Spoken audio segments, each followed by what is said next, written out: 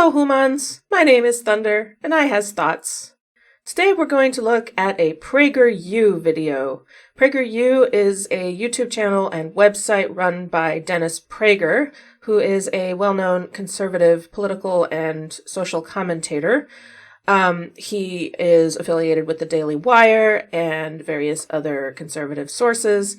The point of PragerU is to, quote-unquote, educate Americans on conservative ideals.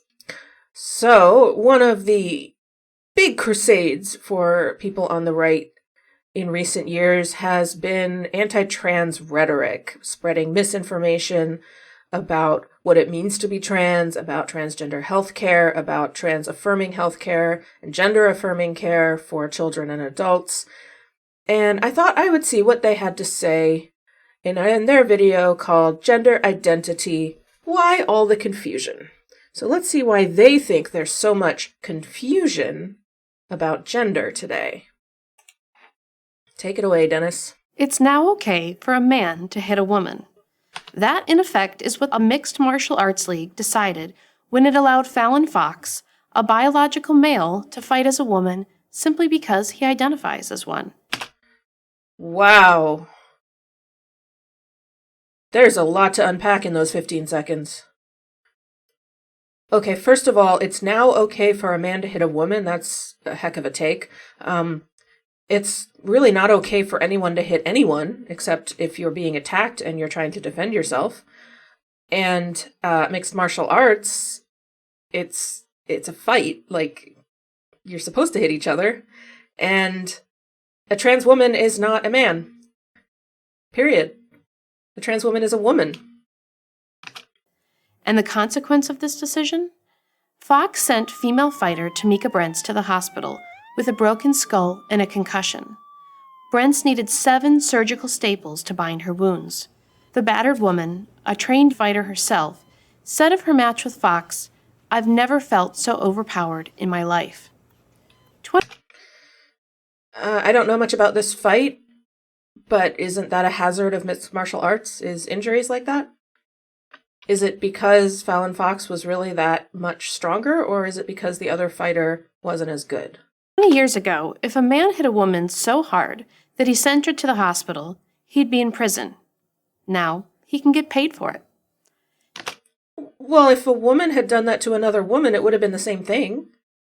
In fact, it was a woman doing it to another woman. But if using your language, if a biological woman hits another biological woman in a mixed martial arts competition, that's just part of the sport. You don't arrest people for that, unless they do something that's against the rules. Today we are told that male and female are one and the same. This denial of male-female differences has led to the astonishing belief that men and women are not born male or female. They are whatever gender they say they are. Yeah.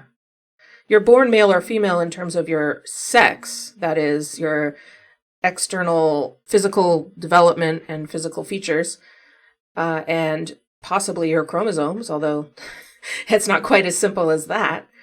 But as far as whether you are a man or a woman, or a girl or a boy, that's your gender, and that is whatever you say it is. Facebook went so far as to offer its users over 50 genders to choose from. Know what a demi-boy is? Me neither. Oh, if only we had access to some vast database of information where we could find answers to questions that we have simply by typing in the question and pressing enter. Unfortunately, no such thing exists, so we'll just have to live in ignorance. Oh, no, wait! I have the internet! I'm using it right now! Let's find out what a demi-boy is, shall we? I'm gonna help you out, lady. Demi-boy. Here we have the Gender Wiki, which was the first hit when I typed demi-boy into Google. And it says, a gender identity in which one's gender is partially male and partially another gender. The superset of demi-boy is demi-masc, and the feminine equivalent is demi-girl. So it's someone who feels somewhat like a boy, somewhat masculine, but not entirely, and they don't necessarily want to just say they're a boy, but they also aren't non-binary, and they're definitely not a girl. There you go. Easy to find, no problem. Moving on. The idea that gender identification is now a personal choice might sound enlightened to some, but it's actually a very anti-scientific view of one of the essential facts of life. No, it's not. All of the relevant research, most scientists agree that gender is not binary and that allowing people to express the gender they say they are is the best for their own mental health. So I don't know what scientists you've been talking to. So far, you haven't cited any sources, but you're wrong. Men and women are inherently different. Their brains are different, their hormones are different, their chromosomes are different, and of course, their bodies are different. Okay, their brains are different. So what they did is they scanned the brain of a trans woman and found that her brain was more like the brain of what you would call a biological woman than that of a biological man.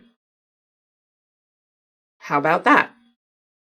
Their hormones are different, sure. That's why we can give hormones. But did you know that there can be a person who's born with XY chromosomes but have androgen insensitivity, and so their bodies do not respond to testosterone, and therefore they develop looking externally like a woman, but they are unable to bear children, and they may never even know that they are quote-unquote biologically male because they look like and feel like a woman. It's just that the testosterone never signaled their bodies to produce the male sex organs and so forth. No amount of peer-reviewed papers from gender studies departments can change this. Why? It's exactly what that's for. They're peer-reviewed papers. They're scientific studies. You literally are just flat out lying. You're just saying there's no science that supports this, and then you just gave me a graphic about all the science that supports this and just says, we can just ignore that. But that won't stop the progressive elites who run our universities, news media, many of our biggest companies, and even our high schools and elementary schools from trying. For their efforts, women will pay an especially high price. I don't think that my Human has paid any especially high price for this. That's because the men and women are the same argument invariably leads women to be judged against a male standard. Or to put it another way, to be more of a woman has to be more like a man. That's blatantly untrue. Not to mention that almost everything in the Western world is based on the default of being a white man. Medical care, cars are designed around the average white man, which means that seatbelts and airbags are not always sized properly for a woman driver. Medical care, there's less known about things that affect specifically female organs because most of the research was done on men. And for example, there's a lot of information going around now about how women having heart attacks, it presents differently than it does in men because all the studies were done using men as the baseline. I would say that hurts women a lot more, wouldn't you? She has to want to have casual sex like a man, to serve in combat like a man, to pursue a career with single-minded intensity like a man. Only if she wants to. Of course, there are exceptions, but the overwhelming majority of women aren't seeking casual sex. Some are, some aren't. The point is that she should be allowed to seek that if she wants to and be honored when she says no. Don't have the physical strength of men, and don't share the same work-life priorities as men. Not true. Okay, I said not true to not being as physically strong as men. That may or may not be true. That depends on the woman. Most men do have more upper body strength than women. That is just true. As far as whether women are more minded toward pursuing a career, again, it depends on the person. Some women do, some women don't. Some men do, some men don't. Ironically, this quest for sameness is occurring at a time when science is telling us more emphatically than ever that we are different. So what your grandmother took for granted, men and women are different, science now confirms. But there is no room for science in, say, stores. Citation needed. What science confirms that? Show me a study. Like Target or Toys R Us, where toys are no longer divided into the boys section and the girls section. So what? Do toys have genitals? Or in a North Carolina school district where students can no longer be called boys and girls, but only students. A lot of my, I have elementary-aged humans in my house, and their teachers call them friends. Students, kids, children. There's nothing wrong with that. The children aren't harmed by it. It doesn't hurt them. Or in college dorms where co-ed bathrooms and even co-ed bedrooms are increasingly common. Citation needed. I don't know if that's true or not. I've not been to a college recently. But there were co-ed bathrooms at the college my human went to, and it was perfectly fine. And that was 20 years ago. For the tiny percentage of people who experience gender dysphoria, we should have nothing but compassion. We should do everything we can to help them and protect their dignity. Yes, we should have compassion and protect their dignity. What you're about to say next, I imagine, is the opposite. But we don't need to overturn biologically defined sex differences to do so. Oh, that's right. But that's what's happening. Using the wrong pronoun at the office might get you fired. Doing it once? No. Doing it intentionally because you are specifically targeting that person out of hatred and not out of just genuinely not knowing that you're wrong and not making an attempt to correct yourself when corrected might get you fired for discrimination. In some states, not in most. But just using the wrong pronoun once? No. In Canada, it might land you in court. In mixed martial arts, as we have seen, it can lead to getting your head bashed in. Apparently, this is a small price to pay in a world where we must all genuflect to political correctness. No, it's a small price to pay to save lives. Literally save lives. All of this science that you've been mentioning, it all shows that when children and teenagers are affirmed in their gender identity, they are considerably less likely to experience depression and suicidal thoughts. It literally saves lives. It's not about political correctness. Even after being hospitalized, Tamika Brents knew she had to toe the PC line. When asked how she explained why she lost so badly to a man who said he was a woman, she said, "I can't answer whether it's because she was born a man or not, because I'm not a doctor." That's a good answer.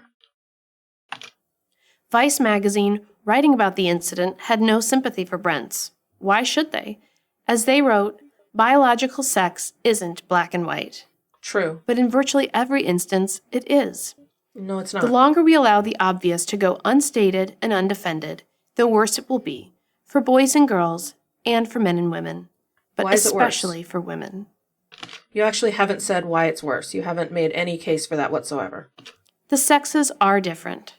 Rather than trying to quash this reality, which can only lead to more needless confusion and suffering, not less, we should step back and marvel at it, and enjoy it. Male-female differences are among the most wonderful things in life. Why? I'm Ashley McGuire for Prager University. So I kept saying citation needed, show me sources, show me studies, and so taking my own advice, this here is an article from the Columbia University Department of Psychiatry, so we're not talking,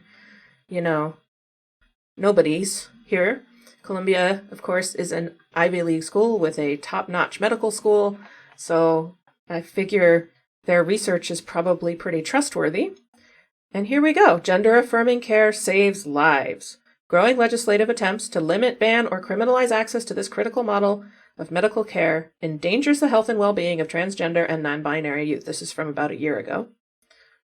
Research demonstrates that gender-affirming care, a medical and psychosocial health care designed to affirm individuals' gender identities, greatly improves the mental health and overall well-being of gender-diverse, transgender, and non-binary children and adolescents.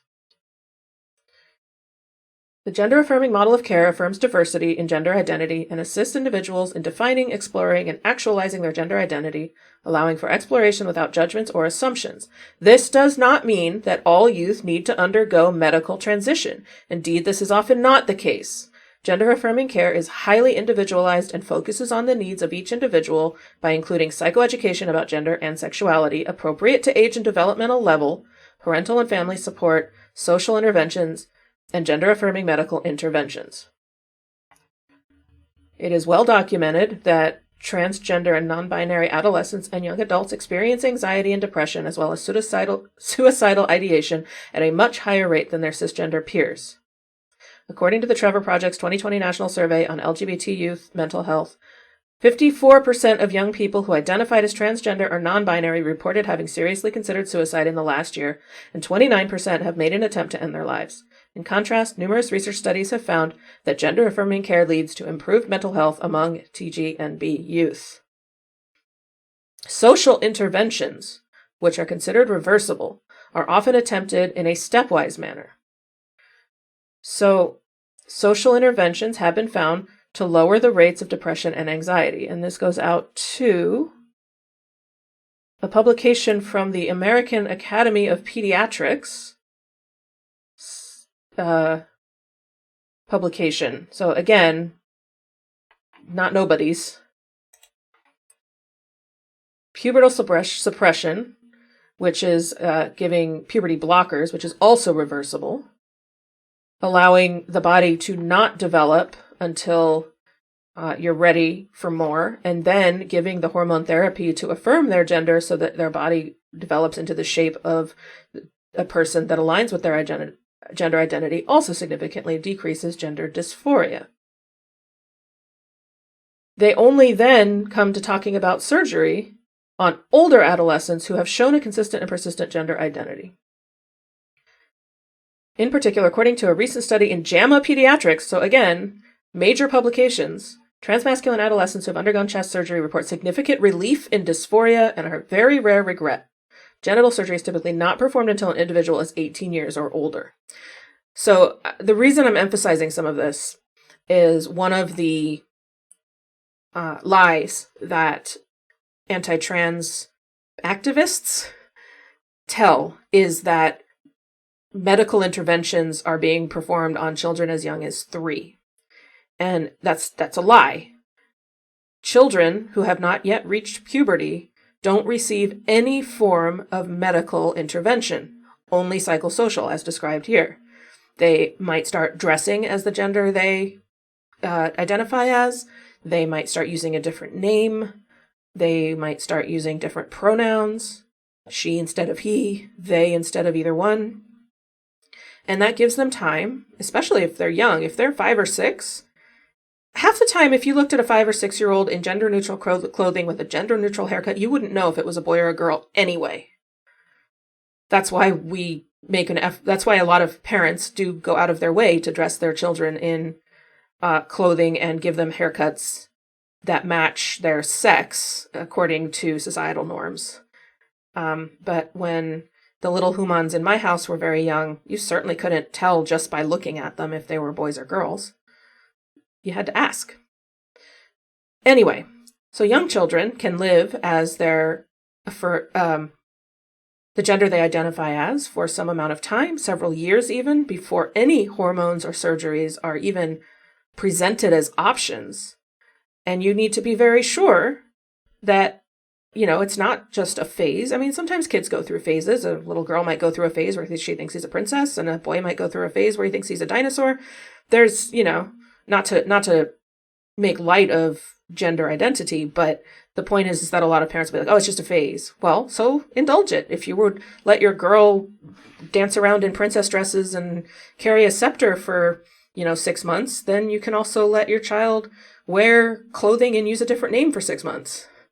And if they insist on it and continue long term, then, it's not a phase. And if they change their mind, then did anybody get hurt by you allowing it? No, of course not. They're kids.